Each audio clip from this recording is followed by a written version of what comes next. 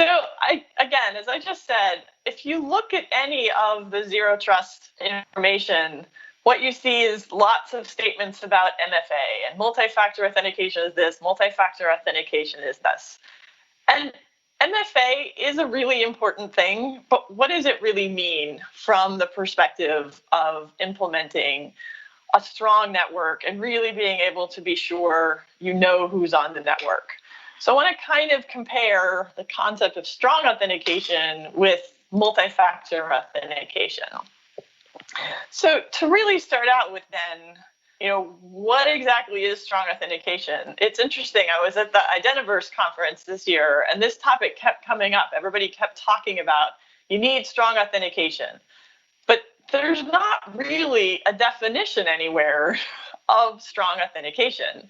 So one of the documents, at least here in the US, that is looked at fairly heavily is a document published by the National Institute for Standards and Technology for digital identity guidelines. And they define 3 assurance levels for authenticators, where they define AAL1 as single factor.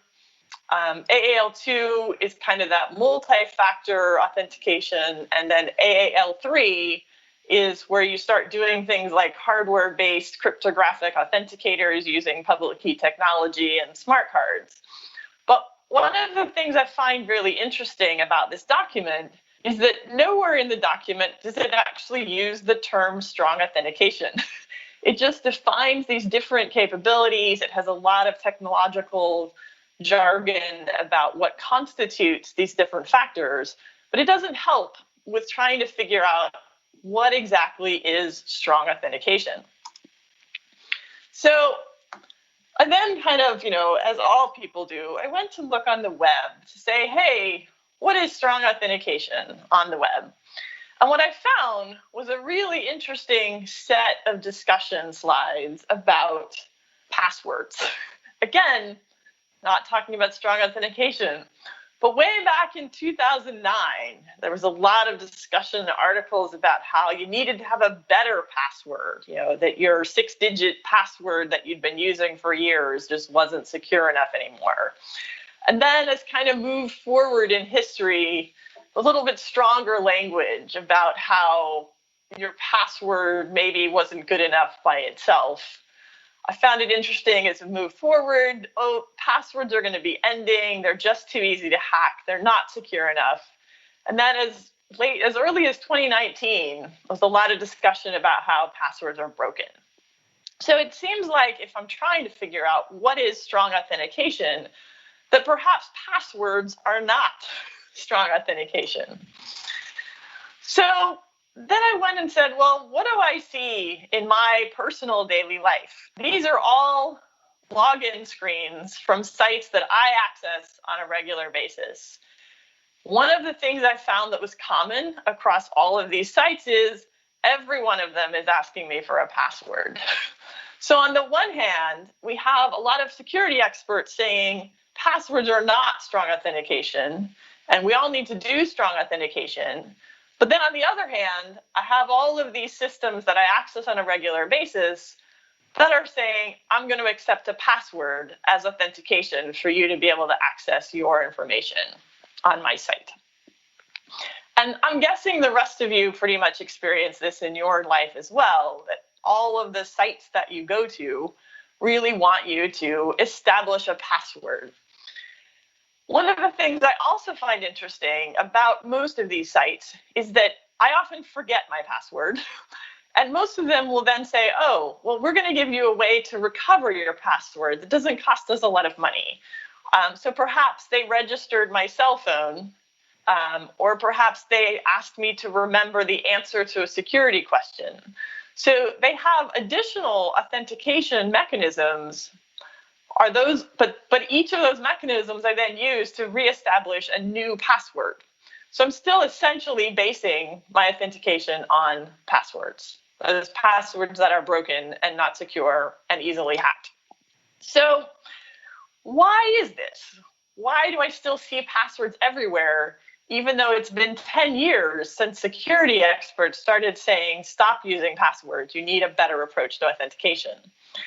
Well, I think there are a lot of reasons why passwords are still out there. One, they were there already. So why change? It's kind of working. Nobody's hacked me yet, and I'm just going to keep doing it.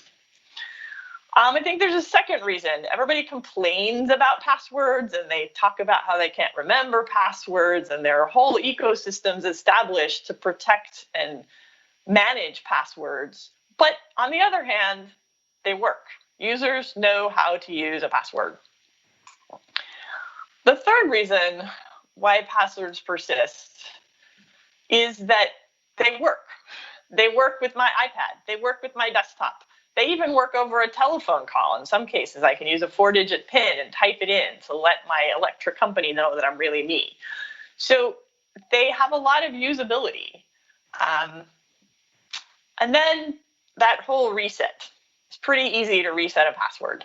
I can use knowledge-based authentication. I can use a text to a cell phone. I can use many different mechanisms that are relatively inexpensive to automatically reset a password without having to bring a human into the picture.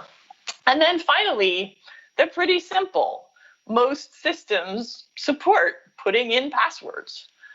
I don't have to do anything complicated. I don't need to set up a lot of different mechanisms. I don't need to work with a bunch of different vendors in order to make passwords work.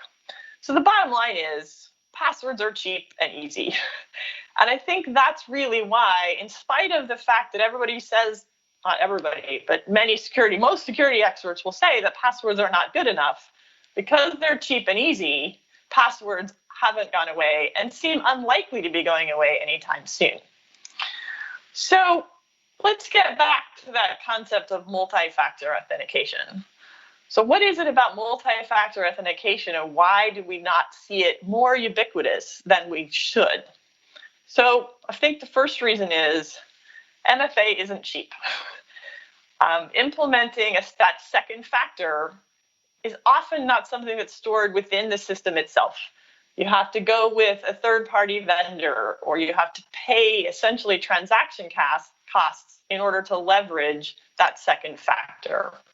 I think another reason that passwords still persist is that MFA isn't easy. The user now, instead of just having to remember a password and storing that password maybe with a password manager, they have to be able to access that second factor, however that's being implemented. So it increases the issues for the users and makes their experience much less seamless. And from many perspectives, providing a seamless interface to the users is a very important piece of providing authentication. So the other issue that I think sometimes people look at is to say, well, people did MFA and they got hacked anyway.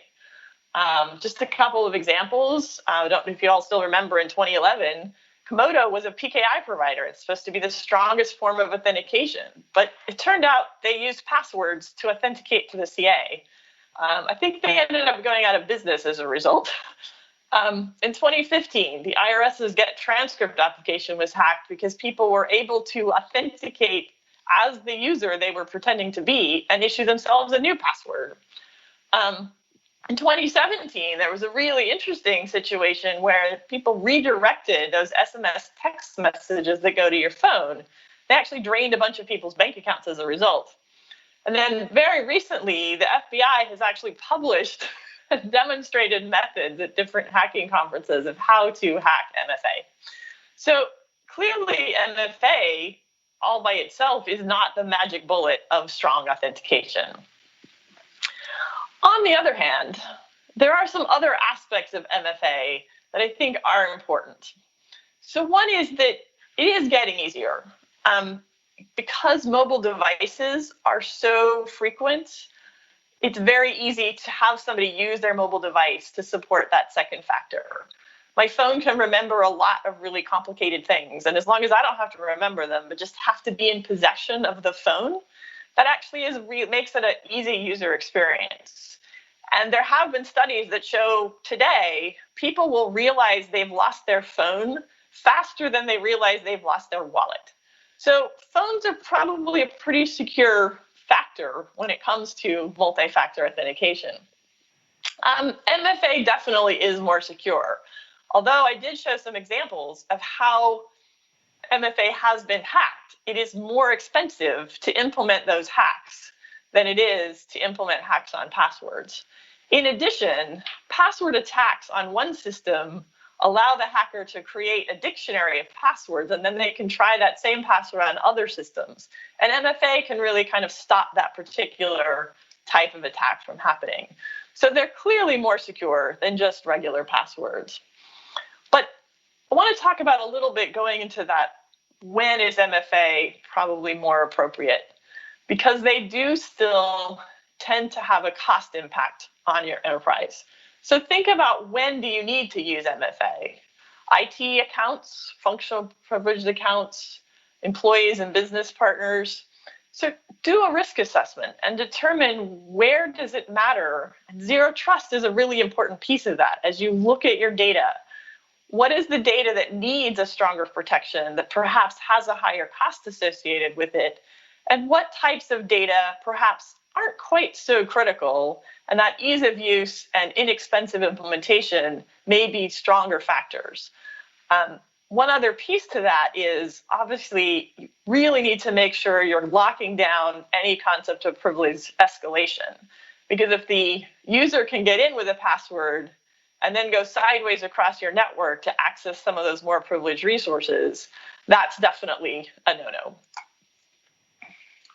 So back to the original question of what is strong authentication, I think that's actually the wrong question to be asking. The better question that should be asked is, what is strong enough authentication? So ideally, strong enough authentication would mean that the cost of hacking that authentication is greater than the value of the resources that can be obtained as a result. And this is a really interesting point, because in most cases, organizations tend to think about the value of their resources to themselves, and how much are they worth to them if they were perhaps to lose them or have them be wrong.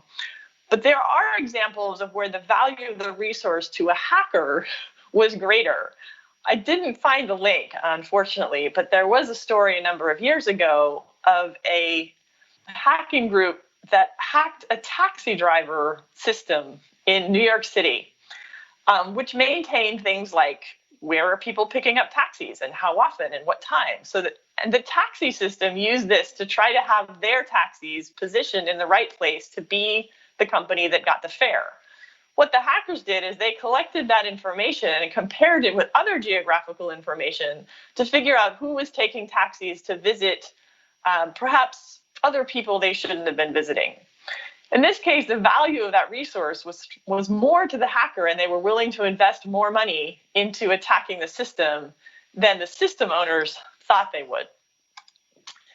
Now, that ideal is rarely implementable, partly because costs are very difficult to obtain, but partly because as an organization, you need to make sure you're not spending all of your available funds just on security. So the reality is that strong enough authentication really means that you've balanced what is the cost of a successful attack versus what is the cost to mitigate that attack. Looking at things like reputation, as well as the actual cost of, say, losing access to a very important piece of data. And it's important to think about cost in more terms than just dollars. Reputation, it's interesting. A lot of companies that have suffered a major hack, the reputation tends to recover over time, but that can be expensive in the short term. I think the more important piece of this is, in some cases, are the users going to come back, or are the users going to go to the competition? So it's really important to think about, what is strong enough authentication for the specific set of data that you've identified as part of your zero trust analysis. So getting back to that zero trust piece, how does this authentication connect with zero trust? I think the biggest area really is in the data management area of zero trust. That first step towards implementing a zero trust architecture in every article and every system that I've read is really understanding, what are your high value resources? And how can you make risk-based decisions if you haven't yet identified what those resources are and what the value is, so that when you look at things like cost-benefit analysis, you have the data to make that decision. Obviously, a second area I think that's very important from a zero trust perspective and looking at strong enough authentication is the endpoint piece. And in my mind, this is a really important element that zero trust brings into the security equation, which is that authenticating your endpoints and making sure that you understand what is the risk of the endpoint is a part of your authentication factor. So if I'm having an endpoint that is managed internal to my network, I, as an organization, completely control what's loaded on that system. I have a different risk factor than if that endpoint is a public library or even somebody's cell phone that they've downloaded whatever the latest cool looking game is onto. And you have to make assumptions that that endpoint is potentially compromised. So integrating the endpoints and understanding how to manage those endpoints as part of the risk decision is a really key factor. And then, of course, there is the identity management piece of zero trust. And one of the points that I think often gets lost in the multi-factor authentication discussion is that the technology used to authenticate your users is only one piece of the identity management puzzle. That identity proofing is also important. I have seen instances where the authenticator that I'm using to get in is multi-factor, but the process for resetting my authentication is single factor. So I'm not necessarily getting all the benefits of that multi-factor authentication action if all I need to do to reset it is, a single factor hack an email and I can give myself a new multi-factor authenticator set.